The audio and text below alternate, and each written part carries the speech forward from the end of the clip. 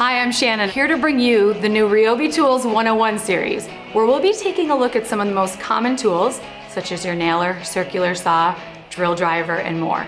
In this episode, we'll be taking a look at perhaps the most essential and popular tool in any collection, the cordless drill driver. We'll answer some of the basic questions like how to use the onboard features, which drill bits to use, and more common applications. Welcome to Ryobi Tools 101. Let's start off with the cordless drill driver. Everybody needs a drill, and we're going to be taking a look at the 18-volt 1 Plus cordless drill driver. Whether you're a homeowner looking to fix up your home or a professional taking it to the next level, you're going to find that this is the most essential and versatile tool in your collection. In short, your two main functions are going to be drilling holes or driving screws. The versatility of this tool allows you to work with so many different materials, such as wood, tile, glass, metal, and more. It's so important to have a tool that can tackle any job that comes your way. These tools are 100% compatible, meaning that any 18-volt 1 Plus battery will work in any of your 18-volt 1 Plus tools. Always remember to remove your battery before making any adjustments, and be sure to have your safety glasses on before driving any screws or drilling any holes. Now, as you can see, we have several onboard features in your drill driver, and it's important that you understand how each one of those work. Starting at top, you have your 2-speed gearbox with settings 1 and 2.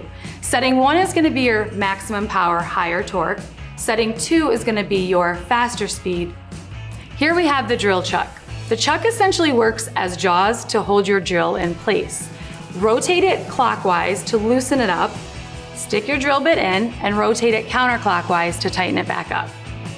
Now here you have the clutch. The clutch is what you're going to adjust to tell your drill how much power it needs, depending on the material you're driving into. The clutch will engage and stop the drill as soon as it receives a certain amount of pressure. That's going to keep you from sinking your screw too deep or damaging your material. Your clutch has 24 positions. You're going to want that higher number if you're working with a more dense, hard material. If you're working with a softer material, like sheetrock, go down to those lower numbers, and you're gonna make adjustments as you go along the way. If you're only drilling holes, on the top of your drill and the clutch, you'll see a drilling icon. Switch it there so that your clutch knows to take the day off because it doesn't need to engage. It's just gonna continue spinning until your hole is fully drilled. What you'll love about the drill is it's a variable speed trigger, meaning that you can control how fast it's going or slow it's going. Kind of like when you're driving a car and you have a gas pedal. You also have a switch in the front to go ahead and put it into reverse or forward. And you also want to get into the habit of leaving it in that locked position and removing your battery when it's not in use. You'll also love the feature of the LED work light. It allows you to see in those low light situations that you're working in. The last step before putting your drill into action is choosing the right accessory for it. Bits come in all different sizes and shapes depending on the material you're working with, so be sure to pick the right one for your job.